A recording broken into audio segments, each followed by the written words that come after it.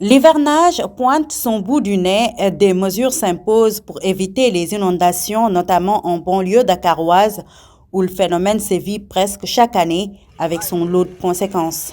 Après, l'ANACIM sera un hivernage très pluvieux, avec des risques de phénomènes extrêmes, puisque c'est un phénomène complexe qu'il convient de gérer avec une approche holistique, large et transsectorielle.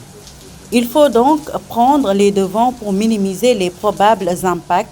C'est pour cette raison que le ministre de l'Hydraulique et de l'Assainissement, en compagnie de tous les chefs de département concernés, a pendant plus de 10 tours d'horloge sillonné les sites critiques se trouvant à la zone de captage Thiaroye, Keur Massar, Rufisque, Niack, histoire de constater de visu l'état d'avancement des travaux en cours dans le cadre des opérations pré-hivernales.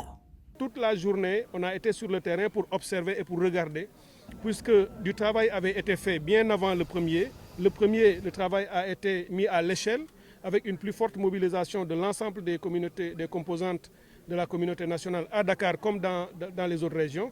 Et ici, il me fallait faire ce tour pour regarder ce qui a été réalisé et ce qui reste à être fait. Et nous espérons qu'avec tout ce travail qui est en train d'être fait, nous arriverons à soulager assez considérablement ce qui pourrait arriver, Inch'Allah, si l'hivernage arrive pluvieux comme on l'attend.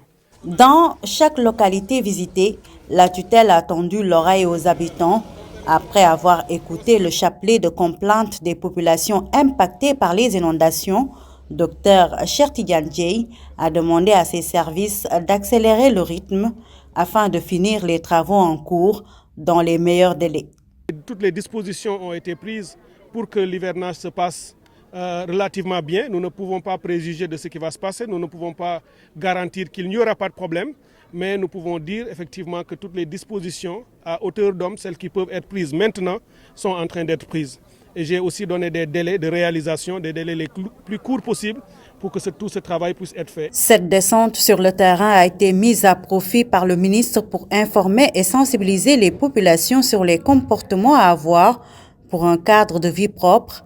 Ainsi, le docteur Cheikh Tidiane Dièye appelle les Sénégalais à changer de comportement en évitant de déverser des ordures dans les canaux d'évacuation des eaux usées à la veille, pendant et après le jour de la Tabaski. D'ici le 15 juin, il promet de faire une autre tournée pour voir le niveau d'exécution des instructions.